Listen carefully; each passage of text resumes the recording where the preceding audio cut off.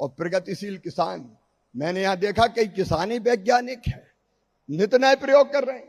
आज एक बहन मिली, उसने मुझे बताया कैप्सिकम लगाई, उसने अलग तरीके से लगाई तकनीकी का इस्तेमाल करते हुए, और उन्होंने कहा कि 1 एकड़ में 1 लाख खर्चा और 8 लाख की कैप्सिकम में बेच चुकी हूं। 7 लाख रुपया 1 एकड़ में कमाने वाली बहन इसी महाराष्ट्र में पुणे जिले पुणे में।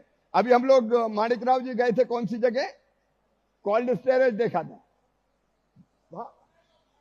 हाँ नारायणगांव, वहां मिली थी वो बहन।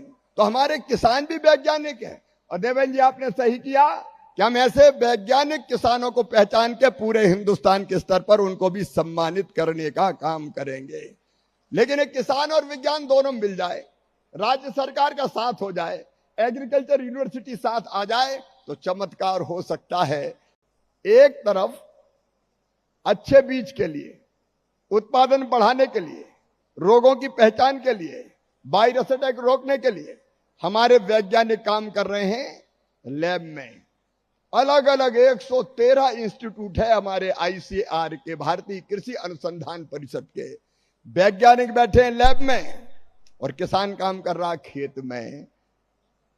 अब जो लैब में रिसर्च होते हैं, शोध होते हैं, अनुसंधान होते हैं, वो रियल टाइम में किसान के पास पहुंच ही नहीं पाते। हमारे वैज्ञानिक कहते हमने इतनी वैरायटी, इतनी किस्में बना दी, किसान के खेत में कितनी पहुंची।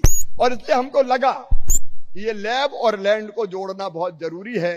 अगर वैज्ञानिक किसान के खेत में पहुंच जाए, गांव में पहुंच जाए, और किसान और वैज्ञानिक आपस में बैठ जाएं, तो कई समस्याओं का समाधान हो जाए।